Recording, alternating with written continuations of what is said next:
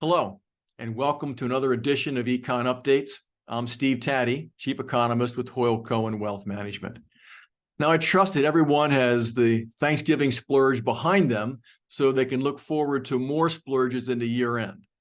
I know I certainly have. In the last week or so, there's been a couple data points that have been interesting to look at.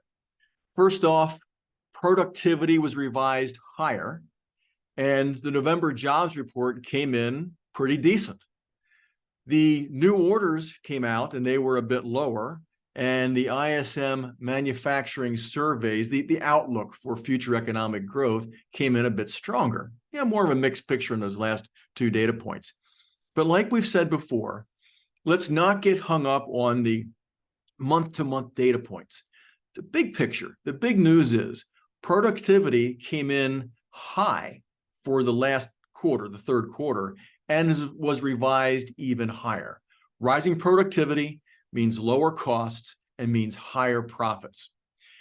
On the Fed front, the Fed has been tight. We know that. They've been talking more neutral lately, which is good.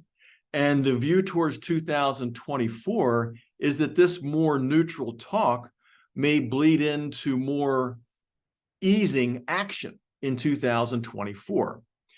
Jobs have been okay. But the second half of 2023 has been about 20% lighter in job growth than the first half of 2023.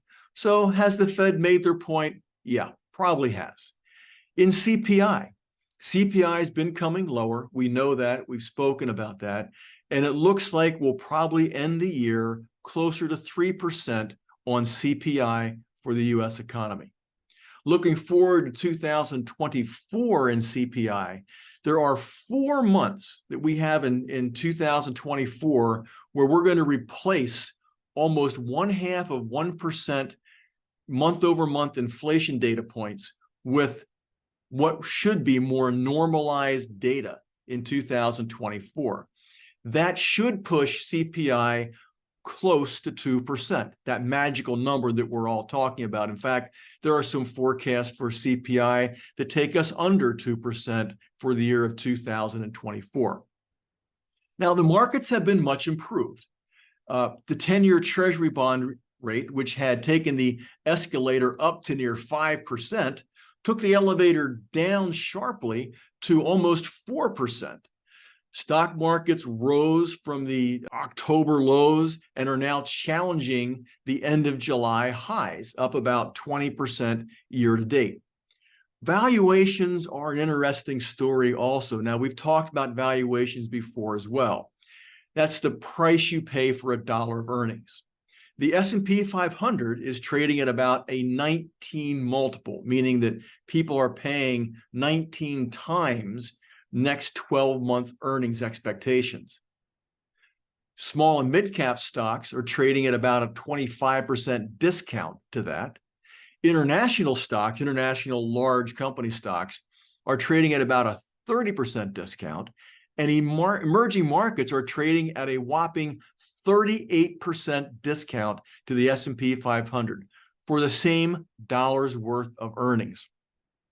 Now, in the last 12 months, earnings per share expectations have gone down, while the stock market has gone up. One would think that these two need to meet up sometime here in 2024. My bet is that with rising productivity, all else being equal, that rising profits are in the picture, and we should see earnings come up to match the stock market's accelerated move. Forecast going forward, it looks like slower economic growth.